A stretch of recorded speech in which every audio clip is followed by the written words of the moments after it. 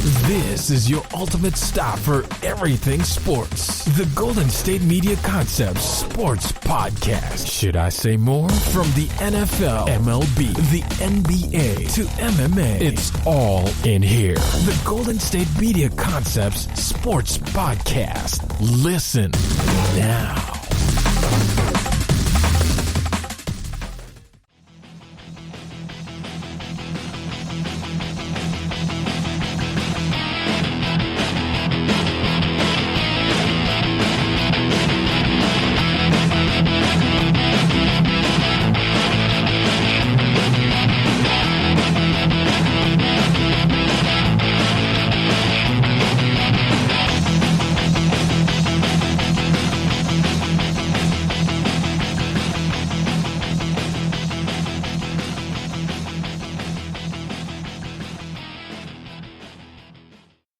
Hello, and welcome back to the GSMC Sports Podcast, brought to you by the GSMC Podcast Network. I am your host, Alex Masfer. Thank you so much for listening to today's episode and to be continuing to listen to the GSMC Sports Podcast. If you are a returning listener, we really do appreciate you. When I am recording this, it is election night. I hope wherever you are and however you may be listening, you and your family are happy, healthy, and hopefully safe tonight when you're listening to this, or if you're listening to the next day or something like that after the results are already known, or if they're continuing to be counted. I hope everyone is just safe, happy, and healthy regardless of the outcome.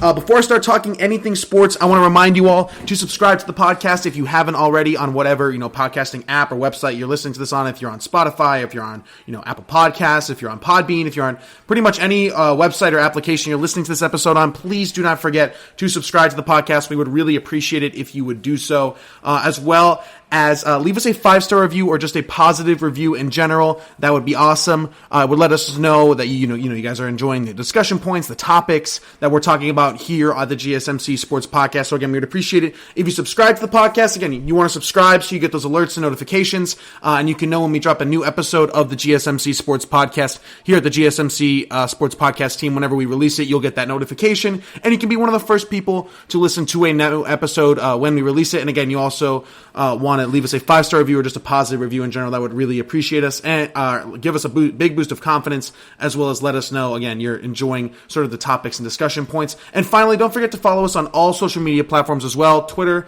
Facebook, and Instagram is where you can primarily follow us. Over on social media, we just love to interact with you guys more. So if you want to come over and talk about sports, talk about the show, talk about any points that I've made, or if you want to disagree with me and go back and forth, I'm totally down to do that as well. Again, on social media platforms, Twitter, Facebook, and Instagram is where you can primarily follow us. We'd love to interact with you guys more on there, just in general. Again, I hope wherever you are and however you may be listening, you and your family are happy and healthy during these extremely trying times in the world today. We have a fantastic show for you all today. Later on in the episode, I didn't know how much NBA I was going to talk. The NBA rumors have been kind of dead. That is until today. Of course, the vote is coming up. Reports are saying as soon as Thursday for whether the NBA season will start on December 22nd or will it be closer to the January 18th date that players want. It appears that players would like the season to start, somewhere in January to get some more rest on their bodies, specifically from those teams that did qualify for the bubble and teams like the Lakers and the Heat that were there for, months at a time and really their season just ended.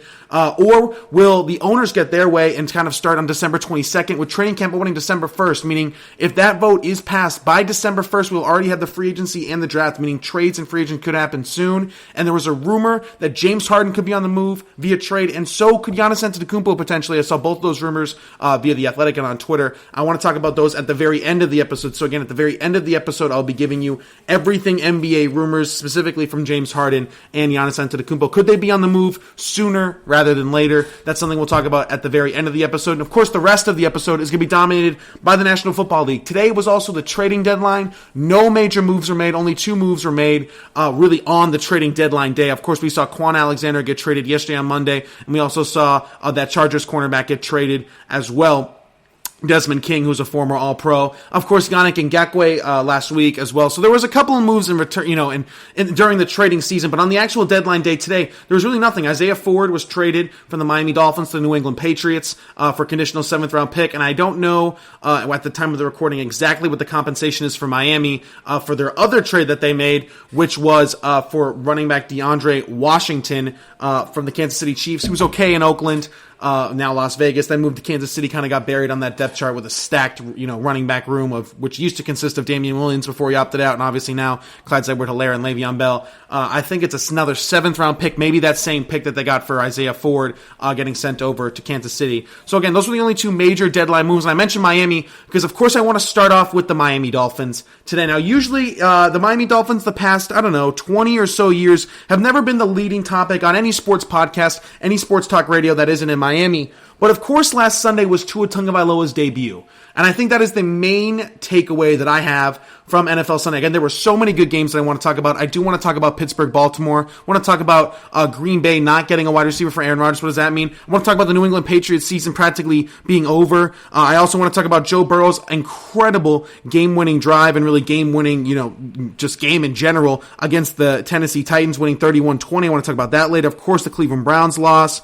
I want to talk about the Chargers. I want to talk about Bears, Saints, Seattle, San Francisco. Of course, Dallas, Philadelphia. I want to get to every game, but I think the number one game, and I think a lot of people will agree with this, that people were kind of going into, besides maybe Pittsburgh, Baltimore as well. This is a matchup I want to see. This is must-see television, and that was Tua Tagovailoa's first career start. Now, I don't know what everybody was expecting going into the start, but I came away after Tua Tagovailoa's debut satisfied with what I saw. Now, it appears, I should say, that the national media is really harping on Tua. Again, Tua Tagovailoa, if you didn't watch the game and you just look at the stat line, I'm sure to the surface it does not look great. Again, Tua Tagovailoa 93 yards for a 12 out of 22 with a touchdown, and he also lost that fumble. Again, you just look at that on the surface and you say, wow, I don't think the Dolphins would win that game if my quarterback played that way, right? But then you look at the final score. You see 28-17 Miami. Again, I'll talk about Miami and why I think Miami is a top 10 team in football right now, potentially a playoff team. I do want to talk about that in this segment as well. This segment will be dominated with Tua, but as well as some just Miami Dolphin talk as a whole. Again, that game was crazy if you watched it. Jared Goff had produced 4 turnovers, should have been more. He fumbled twice through 2 interceptions. One of the fumble became a scoop and score all the way to the touchdown. One of the interceptions, which was it was the other fumble recovery by Kyle Van Noy, went all the way down to the 1-yard line, which then Tua handed it off to Gaskin for the 1-yard line. So Jared Goff really fumbled twice and pretty much threw 2 pick sixes. On top of that, special teams for Miami, Jakeem Grant returned a punt all the way to the end zone. So they got 3 scores, essentially, really 2 scores. So they got that fumble return for the touchdown and then the punt return for a touchdown as well. Then they got that other fumble that set them up on the 1-yard line. So they pretty much got 3 scores from their defense. And Tua really didn't see the field that much. I know a lot of people wanted to see Tua Tagovailoa come out there against the LA Rams and do what we've seen Justin Herbert be doing. I'll talk about him later on the show. And Joe Burrow, what we've seen Joe Burrow be doing as well. We wanted to see Tua Tagovailoa go out there in his first start, throw for 250 plus yards or 200 plus yards, 3 touchdowns, no picks, smoke the Rams, all this stuff, right? But at the end of the day, the Miami Dolphins won the game. And that validated the switch from Ryan Fitzpatrick to Tua Tagovailoa. Now, I'll get into Tua's stats and his performance and why I think they should have been better than they were due to some drops and everything like that. I'll talk about that in a little bit. But what was the main goal for Tua Tagovailoa in his first ever start? 1, win the game. I think that's everybody's number 1 priority when playing football, right? You want to win the game, especially the quarterback. I think the number 2 objective for Tua Tagovailoa in that game, for something that should be considered a success, in my opinion, his debut, walk out healthy, take a couple hits, right? And that's exactly what Tua did. Now, Tua Tagovailoa hasn't played football in almost a year. Again, people forget he had a completely traumatic hip injury that quite literally could have ended his entire football playing career. For him to go from that point just under a year ago to now starting halfway through the season for the Miami Dolphins, who are in playoff contention, going against a top 5 defense in the NFL in the Los Angeles Rams, going against maybe the greatest, or at least one of the greatest defensive players of all time in Aaron Donald. Again, going against a team that went to the Super Bowl a little over 2 years ago now. The LA Rams are considered an elite team with an elite coach, right? They're in the thick of the playoff race as well. I think everybody could have agreed going into that game that people had the Rams over the Dolphins, as in the better team, the better roster, better coach even. And then when they leave with a huge win at home, with a playoff push, with the division in hand, potentially only a game back of Buffalo, or a game or 2, I think they're a game and a half back of Buffalo for the division. And all you needed to prove, in my opinion, was you can win with Tua Tagovailoa. Because all the national media was saying, oh my God, I don't know if Tua can bring Miami to the playoffs. Fitzpatrick was the guy to bring in the playoffs. Should have sat Tua for the whole year, or at least until Fitzpatrick was playing bad. Game 1, this Miami Dolphins team proved they can win even if Tua Tagovailoa isn't playing his best. How many teams with young quarterbacks can say that? If Justin Herbert for the Chargers doesn't ball out, do the Chargers win a game? They can't even win when he is balling out. So the answer for that is no. Can the Cincinnati Bengals win with Joe Burrow having a poor performance or a subpar performance? Absolutely not. Can Russell Wilson and the Seattle Seahawks win without Russell Wilson showing out? No. Can the Arizona Cardinals win without Kyler Murray showing out? No. Can the Dallas Cowboys win without Dak Prescott? No. Can the Philadelphia Eagles win without Carson Wentz balling out and trying to save them? No. All of these teams with these great young quarterbacks can't win unless that quarterback steps up and wins. The amount of pressure that's on Joe Burrow, Justin Herbert, a Dak Prescott, a Russell Wilson, a Kyler Murray, a Carson Wentz, that pressure isn't on Tua Tagovailoa because Brian Flores, the coach, and this Miami Dolphins defense has proven they can win games for the Miami Dolphins and not just win games against the Jets or against San Francisco like they've done the last 2 weeks or against Jacksonville. They can win games at home against the Los Angeles Rams who were in the Super Bowl 2 years ago. Folks, this Miami Dolphins team is legit, and Tua Tagovailoa is only going to get better. In my opinion, once the Miami Dolphins won the game, that validated the decision. We can win with Tua Tagovailoa. We can win big games with Tua Tagovailoa. We can beat good teams with Tua Tagovailoa. Again, he was his first start, and over his first, and again, with no preseason because of COVID, this was Tua's first live-action football game in over 300 days. What did people expect? And again, Tua Tagovailoa did not even play that bad. Yes, you see 12 of 22 and you think, oh, where's the accuracy? And you see only the 93 yards. He threw a touchdown, which was nice. I'll get to that in a minute. Tua Tagovailoa, for just some context, if you didn't watch the game, if you just watched Red Zone, sure, it looks like Tua didn't do great or his defense bailed him out and he didn't have to be great. Folks, 3 drops at least on third down. Tua Tagovailoa had at least 4 to 5 drops I saw during the entire game. One of them was a jump ball to Mike Gesicki, which you could argue isn't necessarily a drop, but you can count it as a drop. There were 4 passes that I think were catchable or should have been caught that happened on third down. 4 drives stalled for the Miami Dolphins because of drop passes. That's a lot left on the field for Tua Tagovailoa. If those balls are caught, we're looking at what? 16 of 22? For more like 120, 130 yards. And that's minimum. If those drives continue, Tua could go down the field and lead the Dolphins to a touchdown. He could go out there and throw for the 250 yards and 3 touchdowns that we all wanted to see. But those drives stalled, not because of him, because of the receivers. And maybe he needs to get better chemistry with the receivers. Maybe the receivers aren't used to, the ball rotating and spinning differently because he's a left-handed quarterback. All that will come with time. But again, for him to do that in his first ever start, right? Look efficient, look accurate, look mobile. Took a huge hit from Aaron Donald, responding after that fumble. Again, after that fumble from Tua Tagovailoa, right, which led to a Robert Woods touchdown, Tua immediately responded with throwing his first career touchdown pass to Devontae Parker with, by the way, the lowest percent of separation in the NFL all season. No one has thrown the tightest window throw that has been made for a touchdown this NFL season came from Tua Tagovailoa. Isn't that what we saw at Alabama? Tight window throws, anticipation, perfect accuracy, perfect ball placement. All 4 of those things I saw in that Miami Dolphin game. I saw the accuracy. I saw the mobility. I saw the ball placement on a couple of throws to Preston Williams and one to Jakeem Grant where he went through all of his progressions and found him on the comeback even though he was covered. I saw him throwing guys open. One of those drops, which was Mike Gesicki. Mike Gesicki was completely covered on the play. Tua Tagovailoa threw him open and gave him a chance to make a play, and he almost did. Same with that Jakeem Grant route. Same with the Devontae Parker touchdown. Devontae Parker was literally being fouled, right? It was pass interference. He had a guy around his neck, and Tua Tagovailoa still, as Devontae Parker was falling down with the guy on his neck, put the ball in a perfect spot, and it still led to a touchdown. The penalty was declined, folks. We saw from Tua Tagovailoa what he could be in the future. And if this, right, 12 of 22, which really should have been 16 of 22, right? If you don't count the drops, Tua Tagovailoa at worst, right, if those guys catch the ball, goes 16 of 22 for 130-ish yards, right? If you're telling me Tua Tagovailoa on his worst day, goes 16 of 22 for 130 yards and fumbled the ball on a huge hit from Aaron Donald. You wouldn't take that on your quarterback's worst day against a top 5 defense in the league in his first ever start, in his first live action football where he could be hit in over 300 days. People won't take that? People are calling him a bust. People are saying he looked too small. He looked too little. He didn't look little at all. I don't understand the argument. I think it was somebody, I think it might have been Colin Cowherd, who said Tua looked small. He looked frail. Why? Because he went against Aaron Donald? And Aaron Donald decked him? Doesn't Aaron Donald deck everybody? I thought Aaron Donald was the next Lawrence Taylor. I thought Aaron Donald was the guy who's, killing Josh Allen and throwing him around and throwing Patrick Mahomes around, right? And we're saying Tua looked too small because he fumbled from an Aaron Donald sack? You know how many guys do that? Every single week he forces to play like that. The overreactions on Tua were incredible and were outstanding in my opinion. Again, he did not wow you. He didn't have to. His team was up 28-7, 28-10 at halftime. They were up 28-7 at a certain point. The game was over at half, folks. Jared Goff turned the ball over 4 times. Should have thrown 2 more picks, one to Eric Rowe, or should have thrown 3 more picks, one to Andrew Van Ginkel, one to Eric Rowe, and one to Xavier Howard. All 3 of those guys dropped passes. Jared Goff really should have thrown 5 interceptions and fumbled twice. The game should have been even more of a blowout.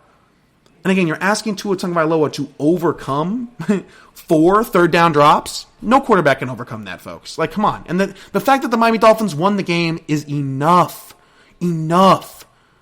When a team wins the game, it's a winning week, period, point blank. You take it, we'll see what Tua Tagovailoa can do. And now we look at the remaining schedule. Next Sunday, I don't know if Tua's going to win his second career game against a team that's coming off a bye, of course, in the Arizona Cardinals. But we get Tua versus Kyler Murray. If Tua Tagovailoa did that, anticipation, timing, accuracy, great throws, tightest window throw for a touchdown in the NFL this season against a top 5 defense in his first career start, Tua Tagovailoa. What do you think he's going to do against the Jets when he faces them later in the year? When he faces the Bengals later in the year? When he faces the choking Chargers later in the year? When he faces the Broncos who are struggling right now later on in the year? When he faces the Raiders who are up and down later in the year? When he faces the Patriots who might be tanking now or rebuilding later on in the year? When he faces the Cardinals this Sunday, they don't have a great defense, folks. Tua Tagovailoa is only going to get better and better every week. And yes, eventually he will put up the numbers that Burrow and Herbert are doing, but give him time. Be patient, folks. First live-action football in over 300 days. First start in over 300 days. No preseason, no real snaps besides those 2 bogus snaps in the Jets game. And all Tua Tagovailoa did was go out there, look healthy, respond after he fumbled, threw with anticipation, accuracy, on the money, and won the freaking football game. Expectations, folks, should not be that high. Right? Again, if they lost the game, you can come at Tua Tagovailoa. Whoa, they got blown out, and he only threw 93 yards in a blowout. Sure, come at him for his play. But when you win the game, folks, unless the quarterback throws 4 picks, right, and really inhibited it, right, Tua Tagovailoa did not hold this Miami Dolphin team back on Sunday. In fact, I think he propelled them forward. I think he energized the organization. I think he energized the defense. Not that it needed energizing or anything like that. He energized the fans. And for once, the Miami Dolphins are relevant. And for once, a show like mine or like the GSMC Sports Podcast that I'm doing right now or like ESPN is leading off with Tua Tagovailoa as their number 1 topic. When have the Dolphins been able to say that, folks? They're relevant. They're good. They're 4-3. I think they have the second best defense in football. They're the number 1 scoring defense in the league, which in my opinion is the most important stat for a defense just because, again, allowing points. They're number 1 in that. The only defense right now I would say that is better than the Miami Dolphins right now is Pittsburgh. I think Pittsburgh hand in hand is a better defense than Miami, but Miami is the second best defense in the league right now. It is at least top 5. You know how huge that is for a rookie quarterback in Tua Tagovailoa? Absolutely incredible. In my opinion, right now, Miami is a top 10 team. Brian Flores deserves votes for Coach of the Year. I don't think he should win it. I think I would give that to Mike Tomlin. I'll talk about that in my 3rd segment. I think, he's a great coach. Don't get me wrong. I think we need to talk about Brian Flores as Coach of the Year, potentially. I think he's a top 3 coach this season, just top 3 coaching job this season. I'm not saying he's a top 3 coach in the NFL. I'm saying top 3 coaching job so far this season. I think number 1 would definitely go to Mike Tomlin. I think he's done the best coaching job. And number 2, is there a better feel-good story? Is there more of a surprise record right now than Miami being 4-3? Ahead of New England, a game and a half out of the division championship spot in the AFC East, a half a game back from the 7th seed right now, a half a game back behind Cleveland for the playoff spot. Are you going to be surprised if Miami makes the playoffs? I'm not. I think they're a better team than Cleveland. I think they're a better team than Indianapolis. Again, we got to put some more respect in this Miami Dolphin team, and this team is only going to get better. Their schedule gets easier to his life. Gets easier week after week, folks. Eventually, he'll put up the 300 yards that Herbert does. Eventually, he'll win, do these game-winning, outstanding run and throws that we see Joe Burrow does. Give him time to develop. Talk to me after his 3rd, 4th game of the year when he's going against the Jets and the Bengals and the Chargers. Then we'll see what Tua Tagovailoa is really about, and I cannot wait to see it. Again, this to me validated Brian Flores as a coach, validated this Dolphin defense, validated this Dolphin team, and more importantly, validated the decision that Tua Tagovailoa was the right choice to start this week, and that Tua Tagovailoa is at least going to work from a health standpoint in the NFL. He looked healthy, took a couple big hits, bounced right back up, wasn't limping, wasn't holding the hip. He ran for 2 yards at a certain point, rolled out a ton of design rollout plays. They have faith that he's healthy and he can move, folks. That's all we're looking for at this point for Tua Tagovailoa. Let him develop. Let him get his sea legs under him. Let him get some NFL experience. Watch this Miami Dolphin team take off. That's my personal opinion on the Dolphins. Let me know what you think of the Miami Dolphins this year. Do you agree with me? Are they a top 10 team right now? Is Brian Flores a top 10 coach? And is a Miami Dolphin defense a top 3 defense in football? Let me know what you guys think about all that good stuff. All right, we're going to take a short break. On the other side of the break, I want to get to every other NFL game, hopefully. Later on the show, again, don't forget at the very end of the show, I am going to be giving you some rumors about Giannis Antetokounmpo potentially getting traded to the Miami Heat, not even signing there in free agency. Maybe Giannis is on the move to Golden State or Miami or Toronto sooner rather than later, as well as James Harden potentially to Philadelphia. That's coming on at the end of the show. And in my third segment, I want to give you my halfway through the season awards show. So pretty much through 8 weeks of the year, I want to give you my coach of the year, my rookie of the year, both offense and defense, my offensive and defensive player of the year, as well as coach of the year, executive of the year, and MVP. I want to give you all those awards. That's coming in the third segment. But right after this short break, I want to talk about as many NFL storylines as I can, including the NFC least and a couple of other games as well. We'll get into all that good stuff right after this short break. Are you looking for the very best NFL and college football podcast? Then check out the GSMC Football Podcast. Get the latest football news both on and off the field. From the NFL Draft to trades to the rumor mill to the NFL Combines, they got you covered. That's GSMCpodcast.com/football-podcast. Get updates on college rivalries, game day insights, and much, much more. It's football talk the way you want it. This show eats, sleeps, and breathes football. Don't forget to like them on Facebook and follow them on Twitter. Visit GSMCpodcast.com for more info.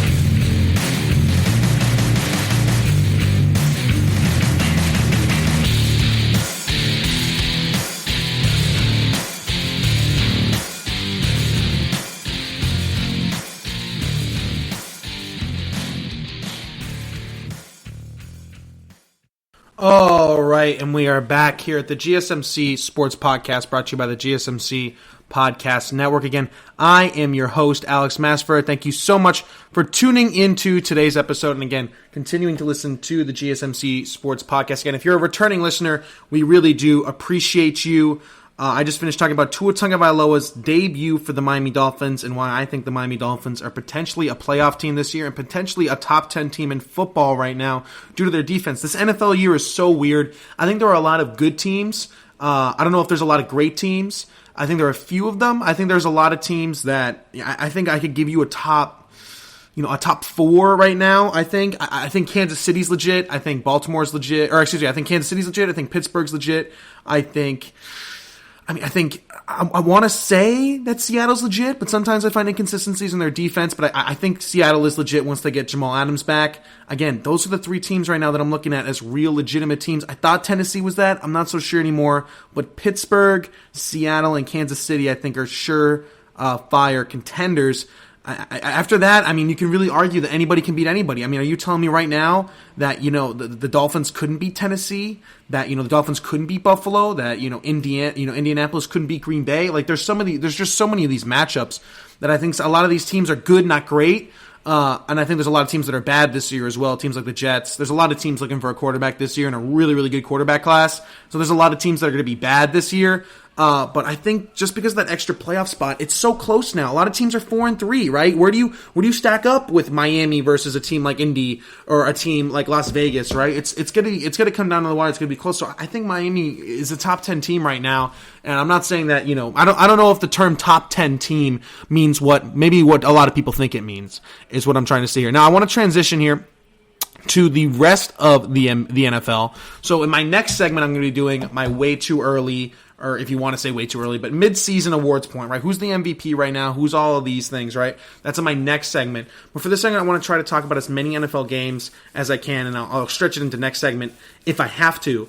I want to start off, though, with the NFC East, and there's 2 sides of this coin, right? The Giants and the Eagles, and the Cowboys, right? If you want to say a third side of this coin. In my opinion, the NFC East is a 2-team race, right? And it's not the Cowboys. I think the Cowboys are toast. I think the Cowboys are done. I think their season has been over. I think it ended last week. I mean, if you needed any more confirmation, they lose to the Eagles 23-9. Again, I do want to talk about the Giants. I'll talk about the Eagles first. Again, I mean, Ben DiNucci is starting. What can you expect? 180 yards, no touchdowns, no picks. Zeke didn't do enough to win the football game, man, and he's the offense. With no quarterback right now, they might go Cooper Rush, apparently. There's another practice squad guy, I'm blanking on his name, that they might go to, too. He might be the starter. Cowboys don't know who to play right now at quarterback, right? I think they should have been sellers at the deadline. They're not. I think they're just going to try to run it back with the same roster next year. Wouldn't surprise me if Mike McCarthy's a one and done. Wouldn't surprise me if they keep him because of the excuse of we didn't have our quarterback, yada, yada, this. Don't forget, the Cowboys weren't very good when Dak Prescott was playing, right? They weren't winning a ton of games. They weren't on pace to, go 10-6 even, right? The division was very much up for grabs. Now, if Dak plays, do I think the Cowboys win this division? Maybe. I'd probably say they're the favorites. So again, Dak plays a huge role, but again, he's not everything, right? Again, this is a two-team race. I'm done talking about the Cowboys. They're irrelevant and they are not good, folks. I don't want to spend time talking about the Cowboys. I know that, Dallas is always the head, but this year it's a lost year, folks. They're done. It's over.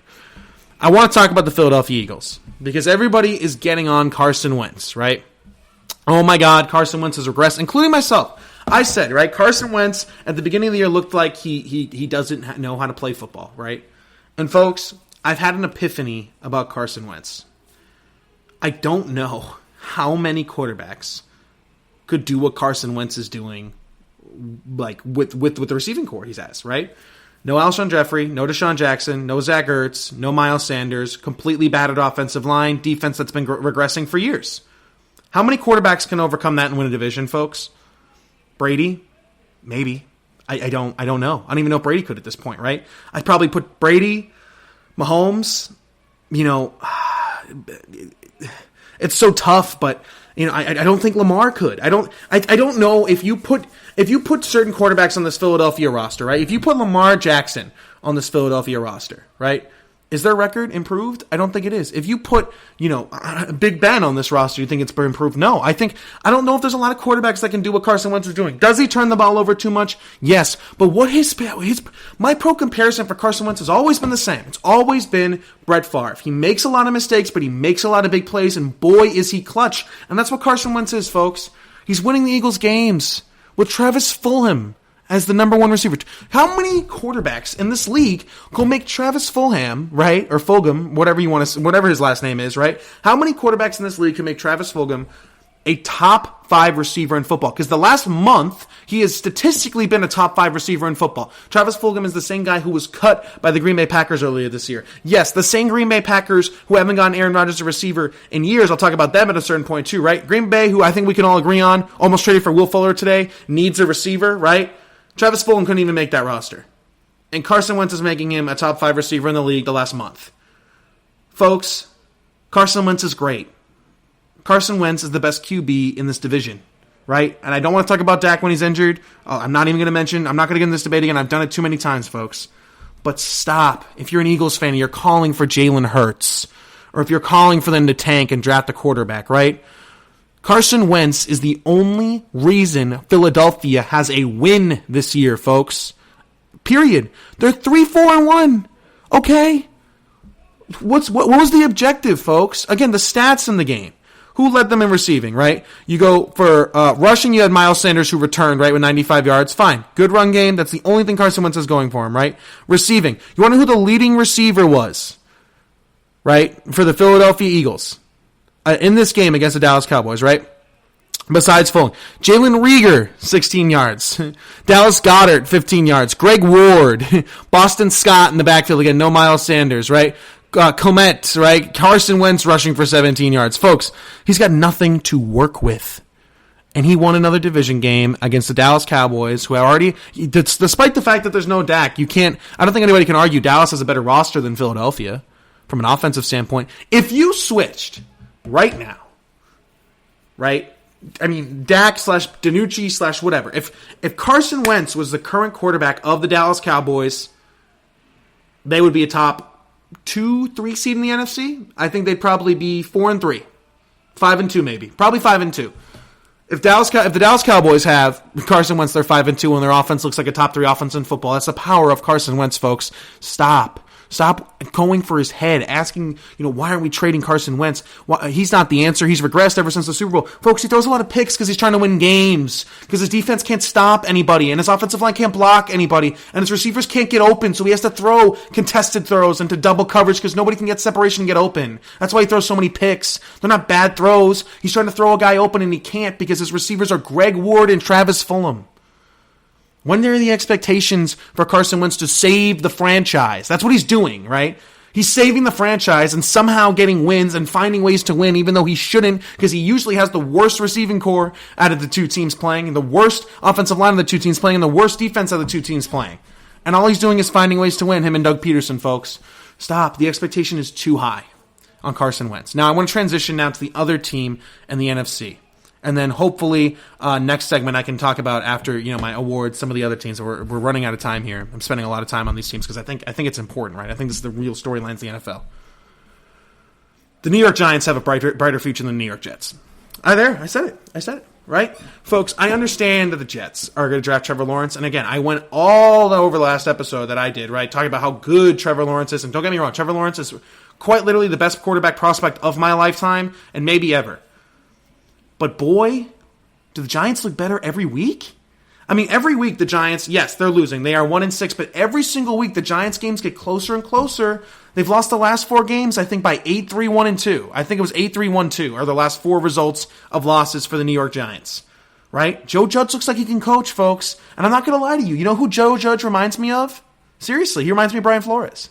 That's what I think. I just ranted and raved about Brian Flores. I think the national media right now is ranting and raving about Brian Flores. How good this defense is, and how Brian Flores might be the only Belichick disciple to work. There's another Belichick disciple that nobody talks about. Joe Judge, special teams coordinator for New England, becomes the head coach of the New York Giants. Adds Jason Garrett as an offensive coordinator. Adds the former Dolphins, the defensive coordinator for the Dolphins last year, who was pretty good, pretty good Dolphin defense last year, became the DC of the Giants this year. And they just went toe-to-toe with Tampa Bay Buccaneers, right? And I understand everyone's like, oh, well, Tampa was looking ahead to New Orleans, and they were. Tampa was looking ahead to New Orleans. They knew where they're going to win the game, even if they played poorly. But the fact that it was a close game is good enough for the Giants this year, folks, with no Saquon. They're still rebuilding this offensive line and defense. Jabril Peppers looks like a real player. Martinez looks like a guy you can keep as a captain, as a linebacker for years and years to come, right? Daniel Jones, I'm split on. I know you can keep Saquon. I know Slayton looks good, right? I know Shepard looks good. I think they should give Golden Tate the ball more. I think Ingram looks pretty good, folks. I hate to say this. I think the Giants could win this division. I think it's them or Philadelphia, depending on Daniel Jones' play, is if they should draft a quarterback or not. Because Daniel Jones, I think, is either the reason they're going to win or they're not going to win this division. Because I think the Giants have the coaching staff to win the NFC East this year. Jason Garrett got too much heat in Dallas, and I think we know that now. The play calling has been outstanding for New York, despite no Saquon Barkley. Can you imagine this Giants coaching staff next year with Justin Fields and Saquon Barkley healthy? I think the Giants would win the division as soon as next year. Now, don't get me wrong. I don't want to bet money or anything that the Giants would win this division. I'd still say Philadelphia right now. But if Daniel Jones can somehow just turn it on and stop turning the ball over, man. Some of those interceptions are just balls you need to throw away. If he would just learn that, he would have had 2 touchdowns, no picks, and the Giants win yesterday, folks, because of turnovers. Again, I think if you win the division, I think you keep Daniel Jones. If you don't win the division, I think you look at Justin Fields. I think there's no in between. I really don't think there is. But if Daniel Jones plays good enough to keep his job next year, that means you win the division. I think that's how the expectation should be for Daniel Jones now. Because again, it's a make or miss league, folks, and you need a quarterback in this league. And if you don't have it, you're not going to win anything. So if you don't win the division, when this is quite literally the worst division in NFL history, I don't think there should be any excuses for the New York Giants to not win this. They have a good receiving core. They have a decent line, right? The offensive line isn't great, but it's not. I don't think it's horrible. When I watched it last night, I don't think, oh my God, it's horrible, right? They have a couple backs, right? Deion Lewis made some plays. They have Devontae Freeman. He made some plays. Evan Ingram's a good tight end. This defense is improving every single week. I think they got a good coaching staff. I would take right now. I take New York Giants coaching staff over Mike McCarthy and that Dallas Cowboy coaching staff. I would, wouldn't you? They get better every single week. They respond to criticism. They respond to playing good opponents. They play up to the level of their competition, not down. This team is rebuilding. They remind me of the Dolphins last year. They remind me of Brian Flores last year. That's just how I view it with the New York Giants and the whole Daniel Jones situation. Who would you do? If let's say you're the number 2 overall pick, your team got better every single week, you just didn't win a lot of games. Let's say you go 3-13, you have the 2nd, 3rd, 4th pick, right? And Daniel Jones, did he do enough to win you the division? No. but he kept you in some games, like in the Tampa Bay game. What would you do if you were Dave Gettleman, GM of the New York Giants? Would you move off Daniel Jones if you have a top 3 pick or not? I think if I had a top 3 pick, I would move off him. But if I can't get Lawrence or Fields, I think I'd actually hang on to him. I think he's shown enough, some bright spots from Daniel Jones. That big-time throw to Golden Tate, folks, that's a big-time NFL throw in a big-time NFL game. The picks I hate, but if he can just work on it, if he can just fix a little bit, I think it'd be good. And I think the Giants might have a quarterback of the future. I don't know. Jury's still out on Daniel Jones, but I know what the Giants do have, and they have a coach. They have a coaching staff that if they can retain everybody going to next year, if Jason Garrett doesn't get scooped, I'm telling you right now, maybe the best coaching staff, maybe not this year, maybe next year or the year after, the Giants will eventually, I think, have the best coaching staff in that division. They just need to get the best quarterback in that division, and then they could be running it for a really, really long time. All right, we're going to take another short break. On the other side of this break, I want to talk about a couple more NFL games, and then hopefully at the end of the segment, if we still have time, I do want to do those way too early NFL awards. We'll get into all that good stuff right after this short break. Check out the show that's built on the MMA, from the UFC to extreme cage fighting. They got the fights covered. Check out the GSMC MMA podcast. Get the latest news on past or upcoming fights. Join us as we talk to and about some of the biggest names in the MMA, past, present, and future. When it's the fight game, there's just one show to check out. GSMCpodcast.com/MMA-podcast. Don't forget to like them on Facebook and follow them on Twitter. Visit GSMCpodcast.com for more info.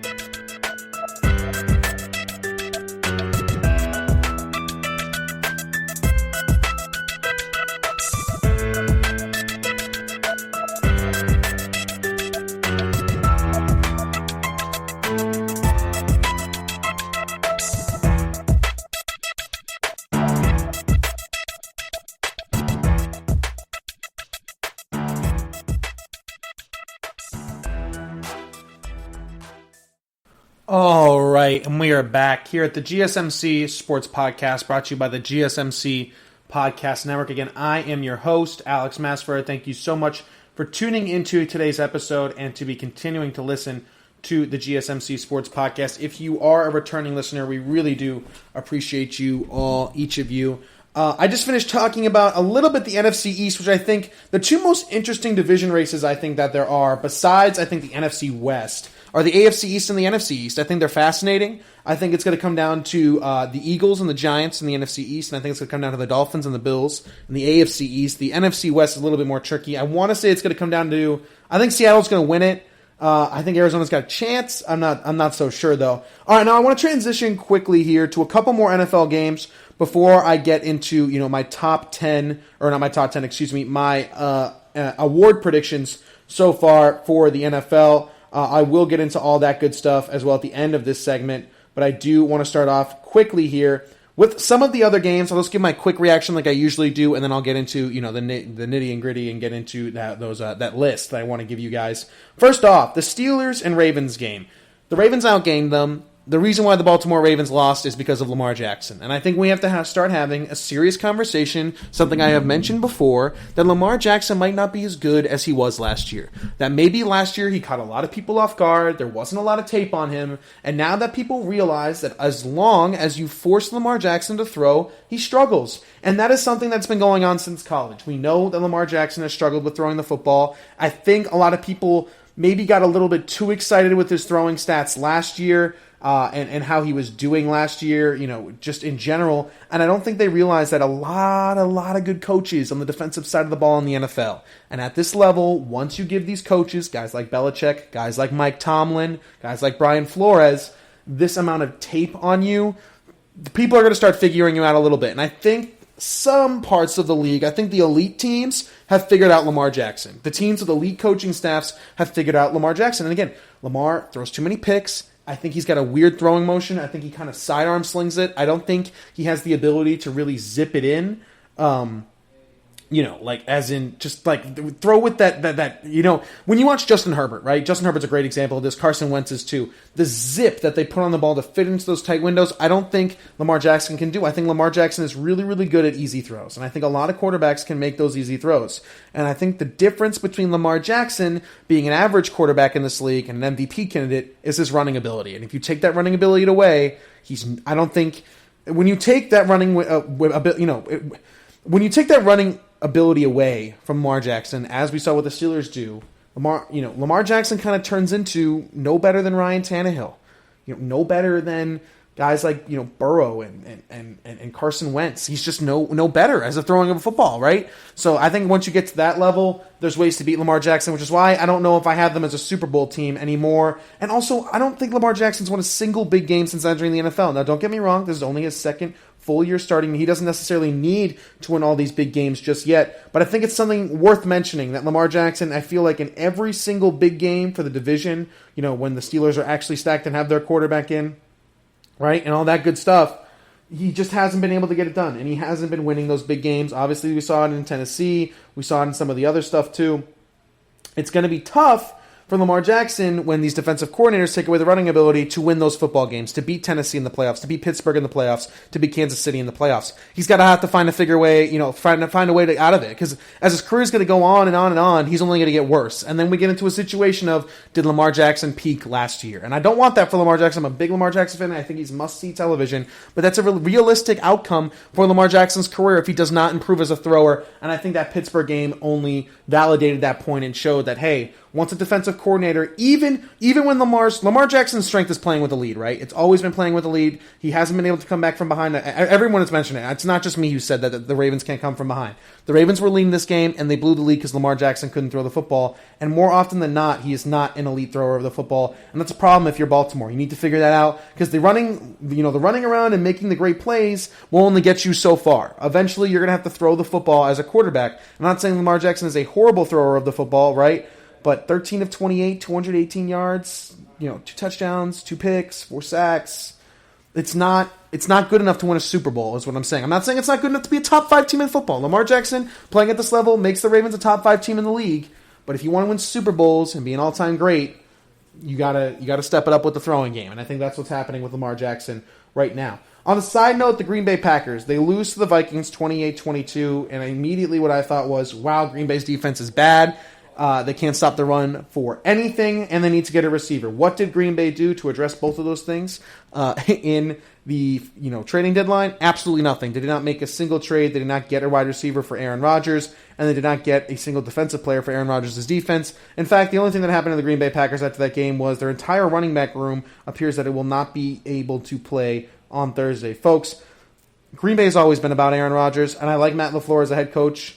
But I think something we need to talk about with Aaron when his career is all said and done, we talk about Brady, we talk about Marino, we talk about all these all-time greats. We need context. And one of the things that needs to be, chapter 1, you could say, of context in, for Aaron Rodgers' story is Green Bay never, ever, ever spent money to get him a defense or get him a receiver. The one time they did it was the year they won the Super Bowl, and since then, they just haven't done it, and I'm worried Aaron Rodgers might never, ever win another Super Bowl, at least in Green Bay, because of it. But what it does help the case for is Aaron going to L.A., or going to San Francisco, or going to Green Bay, or something like that, leaving Green Bay, I should say. Speaking of San Francisco, they lose again. This time the Seattle game was a little bit closer. Now the injuries are everywhere. Kittle and Garoppolo could be out for the year. I'm going to say what a lot of other people have been saying. I would move off of Jimmy Garoppolo if I was San Francisco.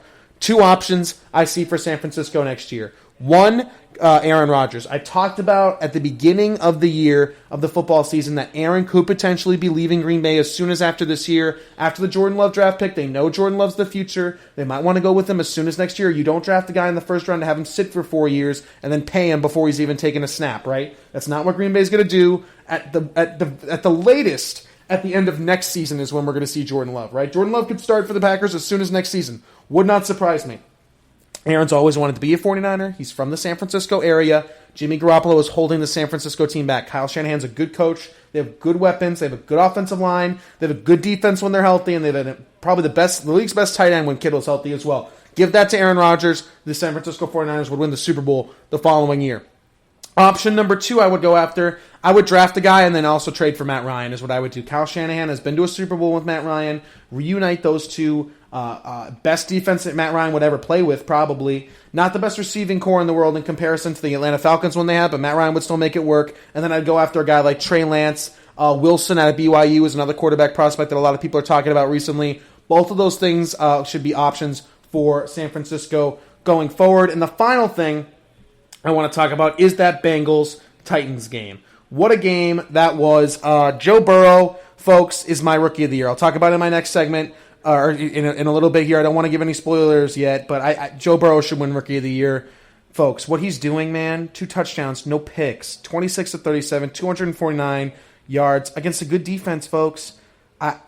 Joe Burrow's doing some special stuff that I don't know some other guys are doing. I will leave it at that. And I think if they watch Joe Brady, with how good this Carolina offense looks, watch Joe Brady be the Cincinnati Bengals head coach next season and watch them get a good offensive line and a good defense and watch the Bengals be really, really competitive for a long time. They definitely have their quarterback. Burrow's absolutely incredible. All right, now I want to transition now for the next few minutes or so into that list that I was telling you guys about. MVP, Coach of the Year, my way too early NFL awards. Let's just get right into it with the first award being Coach of the Year. Now, there are 2 candidates that I think should be really considered for this job. 3, really. Here's the 3. 4 maybe. If the Arizona Cardinals win the division, I think Cliff Kingsbury should win Coach of the Year, but I don't think they're going to win the division, right? So here's the 3 candidates from 3 to 1. Third place for me would be Pete Carroll. I think Seattle's probably going to be the number 1 seed in the NFC, probably represent them in the Super Bowl. The only reason why I don't see it going to Pete Carroll is I think a lot of people are going to give more credit to Russell Wilson, who I will obviously mention on this list, more than Pete Carroll. So I think Pete Carroll's number 3. Number 2, Brian Flores. I think there's a real chance the Dolphins squeak into the playoffs. I think there's a real chance that they potentially win this division. Brian Flores in year 2 of this rebuild with 2 different quarterbacks playing. If he won that division, I think he would get some serious votes for Coach of the Year, specifically if he also coached up a top 5 defense in the league, which is what they are right now.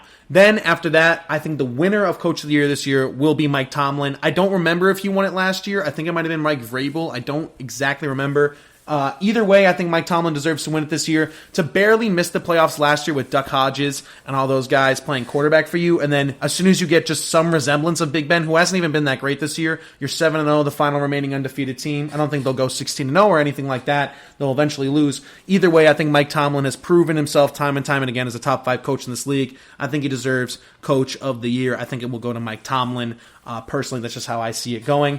Next up, we have Defensive Rookie of the Year. Now, there's a lot of names on this list. Patrick Queen, Chase Young. I have Antoine Winfield Jr. winning this one. He's been the best, one of the best, at least, box-to-box safeties in the entire league this year. One of the best tacklers in the league this year as well. On top of all that, he's producing turnovers for Tampa Bay. I have the Tampa Bay Buccaneers safety, Antoine Winfield Jr., winning Defensive Rookie of the Year. That's just how I see it playing out, specifically with how good he's been from a tackling standpoint, from a turnover standpoint. He obviously made the big play in that Giants game to stop the 2-point conversion. Just a lot of big moments on a good football team for Antoine Winfield Jr. I think he deserves Defensive Rookie of the Year, specifically if Tampa Bay does make a deep playoff run. He'll be making those, big-time plays, not only in, he'll make those big time plays not only in the regular season, but in big games, in those playoff moments. And that's why I really do believe that Antoine Winfield will eventually win that Defensive Rookie of the Year award. Now let's get into Offensive Rookie of the Year. There's a couple candidates here. Dark horse for me is Tua Tagovailoa. If Tua Tagovailoa, I don't think he will win it, but if he does lead this Dolphins team to the playoffs and he plays at the same level as Burrow and Herbert, I think he deserves it. If he plays at that level or better and has the better record, I would defer that for Tua to be the Offensive Rookie of the Year. Again, I don't think that will happen, which is why I have him being the dark horse. He's not even in top 3 for me, but as a dark horse candidate, Tua Tagovailoa, keep an eye on that whole situation with Miami and everything and his statistics and everything like that and how many wins they get. Number 3 will be Clyde Edwards-Helaire for me. He had a really, really good start to the season. The award's always going to go to a quarterback, in my opinion, or at least unless someone makes a really special year like Odell Beckham Jr. had. And on top of that, the quarterbacks go, have a poor year. At the end of the day, I think Clyde Edwards-Helaire is going to be a really special back in this league and be a really, really great player for Kansas City. I just don't think he will win Offensive Rookie of the Year.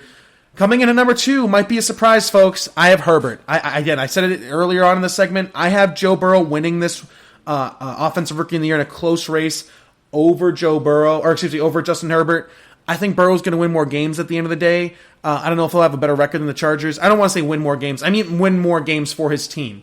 Listen, here's the thing. Everybody loves Justin Herbert, and I'm loving what Justin Herbert's doing right now. He throws for all the yards and all the touchdowns. At the end of the day, he's hurting his team at end of games. He throws too many picks, too many jump balls sometimes, and he's a young quarterback. He's going to do that. He's going to make mistakes.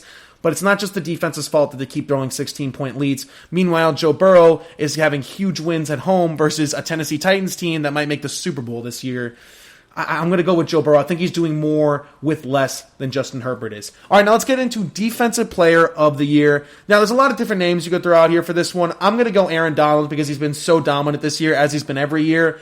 This is kind of a sort of a loser answer and just a cop-out answer here. There's a lot of guys you can, say deserve it, but I'm going to go with Aaron Donald. I think he will win Defensive Player of the Year. All right, then we're going to get into, obviously, Offensive Player of the Year. Now, I almost had Offensive Player of the Year be sort of the same, I don't want to say, the same guy. I don't think that'll happen this year. I think one guy will do more offensively than maybe some of the other guys get. Also, keep in mind, some other players you can keep in mind. I forgot to mention this. For Defensive Player of the Year, Aaron Donald, obviously, is who I have winning it. But Myles Garrett and TJ Watt. TJ Watt's another name. If the Steelers keep on rolling, TJ Watt can win it too. So just keep that in mind. But for Offensive Player of the Year, there's a couple names that I have in mind. Dalvin Cook, Aaron Jones are really interesting to me. Alvin Kamara is really interesting to me as well. But don't be surprised if Kyler Murray wins it. I'm going to go with Kyler Murray here. I don't have Kyler Murray winning the MVP, so it would be weird that he would win Offensive Player of the Year, and I have MVP. He leads all quarterbacks in rush yards and rushing touchdowns. Dual threat is a really rewardable thing in the NFL today. I could see Kyler Murray getting it after he finishes, spoiler alert, second place in MVP voting. I think he'll finish second or third in MVP voting, but win Offensive Player of the Year. And of course, the final award is MVP. Coming in at third place for MVP this year, I think Tom Brady's going to be top 3 in the MVP voting. I don't think he's as dynamic and maybe as pop as he was in years past, as in like the highlights and the highlight throws and everything like that. Either way, Tampa Bay might be the best roster in the entire league, might be the best team in the entire league. Again, I have them. The 4 teams I think can win a championship are Seattle, Tampa Bay, Kansas City, and Pittsburgh. Those are the 4 teams right now that I'm confident could win a Super Bowl right now. A couple teams could get to it, but win it, I have those 4.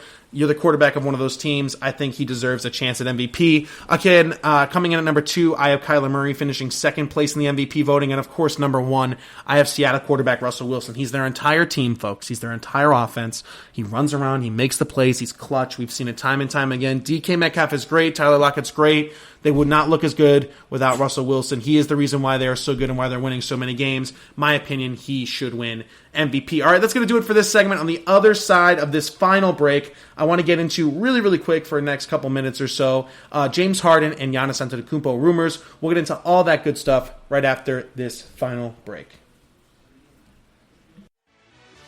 Are you looking for help for your fantasy football team? Check out the GSMC Fantasy Football Podcast. Get today's best advice on who to start, who to sit, even who you should draft. From sleeper picks to red-hot lineups, they got it all covered for you. That's GSMCpodcast.com/fantasy-football-podcast. We'll cover traditional leagues, dynasty, PPR, even IDP leagues. When you need fantasy help, there's just one show to hit up. Don't forget to like them on Facebook and follow them on Twitter. Visit GSMCpodcast.com for more info.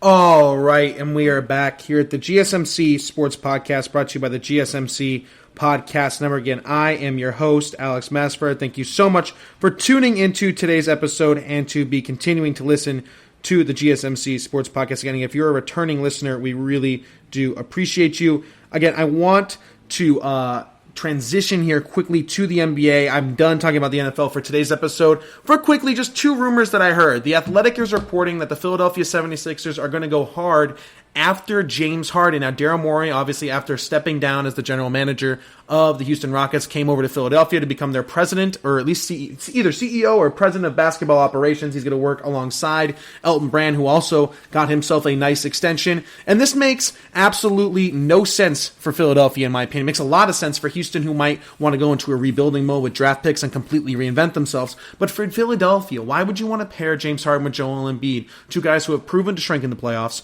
two guys whose game I don't think would work very well, considering James Harden needs the ball a lot, and so does Joel Embiid. And I understand that some people can be like, well, Russell Westbrook and James Harden work. Not really. They're not winning a lot of games, and those guys kind of work because Russ is clearly worse than James Harden, and they're friends off the court. Joel Embiid and James Harden don't have a real connection, and I don't know if you can necessarily argue that James Harden deserves the ball more than a guy like Joel Embiid. So I don't know how that would necessarily work. But if I were Houston, if you could, trade James Harden for, a ton of picks and Ben Simmons and Matthias Thybulle, I would 100% do it. You have the shooters to surround Ben Simmons with, and if you reinvented your image as a team, maybe you get a big man again and you have Ben Simmons running the point and sort of passing the ball all around to shooters like Eric Gordon and some of these other guys you could potentially get via trade and in the draft. I think that would be better for Houston long term. I don't think it makes a lot of sense for Philadelphia, but hey, wouldn't surprise me if Philadelphia were to pull it off. Again, it's been reported multiple times that Houston has said that James Harden is not available and they won't trade him and they want to win with James Harden and everything like that. But every guy has a price when it comes to trades in the world of sports, and it wouldn't surprise me if there's certainly an amount of draft picks and maybe players that you could get from Philadelphia that would make Houston want to say yes to that deal. Give them an offer they can't refuse per se. Now, the other rumor I heard quickly, and this will be the last thing I talk about, is about Giannis Antetokounmpo. Now, there's been a lot of Twitter reports saying that Giannis could potentially, again, take this with a grain of salt, be on the move sooner rather than later. Now, everybody knows he plays in Milwaukee, and there's rumors that he could leave in 2021 to a team like the Warriors or the Miami Heat. It's been reported that he's willing to sign a long-term extension with the Miami Heat as soon as now. So they're making it seem, again, it hasn't been exactly said like this, that Giannis is not necessarily opposed to being traded to Miami before he leaves, and that Milwaukee would rather trade him before, losing him for nothing. So I think if Milwaukee isn't confident enough that they could, re-sign him and bring him back, they could trade him as soon as this offseason. Again, this offseason is crazy with COVID and everything like that. With the lack of salary cap that's going to go down, the loss of revenue, teams aren't going to be able to pay as many guys as they like to. So maybe Milwaukee can pay Giannis, but they don't know if they can pay other guys or bring in more people like Chris Paul to help them win a championship. If that's the case, Giannis is going to leave. You might as well trade him for something before nothing. And if you're the Miami Heat, you're willing to offer, again, the reports are they're willing to offer Hero, Nunn, and picks in return for Giannis. The only guys who are untouchable, of course, are Jimmy Butler and Bam Adebayo. Maybe you could also get Duncan Robinson. You can get a young guy, and Tyler Hero, I think, is a young star, potential superstar in this league for Giannis, and a bunch of picks.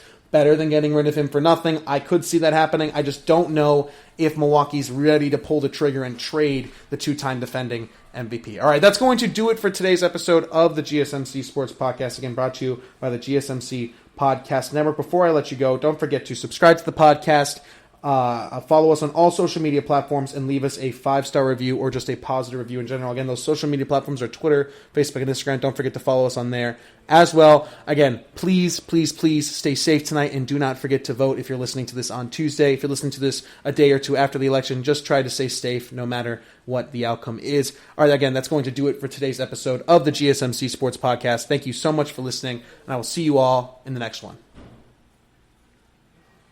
You've been listening to the Golden State Media Concepts Sports Podcast, part of the Golden State Media Concepts Podcast Network. You can find this show and others like it at www.gsmcpodcast.com. Download our podcast on iTunes, Stitcher, SoundCloud, and Google Play. Just type in GSMC to find all the shows from the Golden State Media Concepts Podcast Network, from movies to music, from sports to entertainment, and even weird news. You can also follow us on Twitter and on Facebook. Thank you, and we hope you have enjoyed today's program.